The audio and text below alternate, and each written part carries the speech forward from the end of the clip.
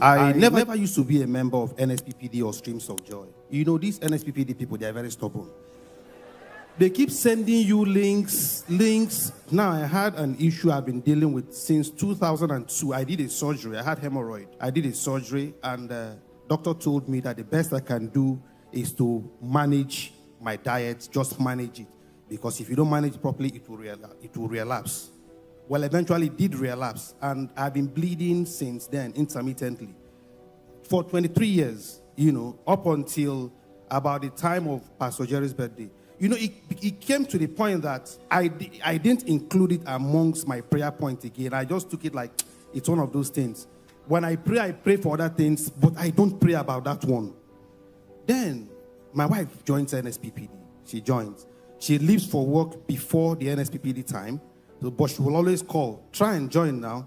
I will say, but I don't pray now. Why did they disturb me with this thing? But it happened that sometime last year, God gave her a leading to write a book, Hard Evidence.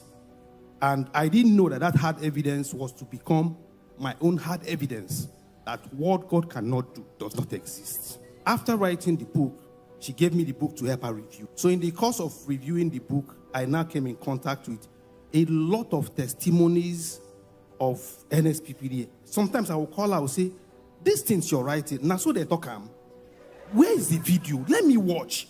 Because these things, and you will see the video. And you hear Pastor Jerry say, there is somebody here, he will mention some things. I will say, So, like that, I started consuming NSPPD testimonies, even before I started joining the prayers.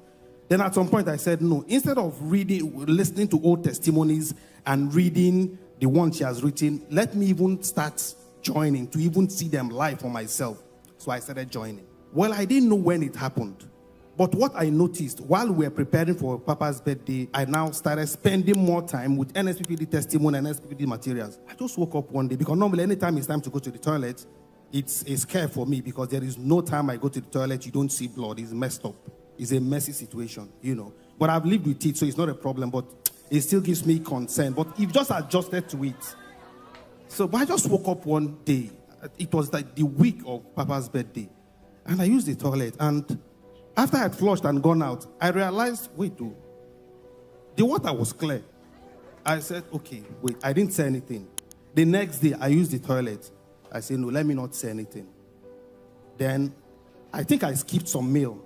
Then used the toilet again after 2 days. I said, Then I now ate intentionally to load my system. Let me see what will happen. Then I used the toilet. Men and brethren, from that time till eternity. So I have solid, incontrovertible, hard evidence that what God cannot do does not exist. NSPPD, celebrate our God. Celebrate.